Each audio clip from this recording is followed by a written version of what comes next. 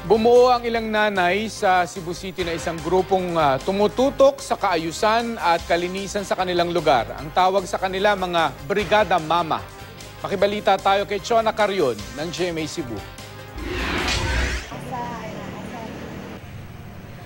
Matapang pero maalaga. Ganito ilarawan ang mga babaeng barangay tanod sa Barangay Tisa, Cebu City.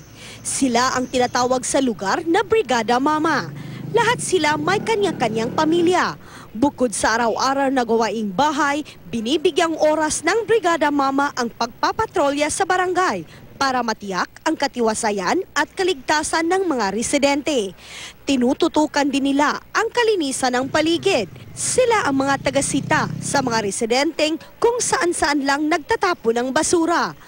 Tuwing Lunes, Miyerkules at Biyernes, simula alas 7 ng umaga hanggang alas 10 ng gabi, sila nag-iikot sa barangay. Ang pagsiserbisyo nilang ito, totoong-totoo raw at taos sa puso. Dahil wala naman pala silang natatanggap na sweldo o honoraryo man lang. Gishifting ang mga tanod, dili gyud makupar. No, bisan sa ingon ani lang nga kagamay nga katampuhan, amo ning mahatag diri sa barangay. Ang kanilang serbisyo sa barangay, nagsisilbi na rin daw nilang ehersisyo dahil malalayo rin ang kanilang nilalakad tuwing sinusuyod nila ang bawat sityo.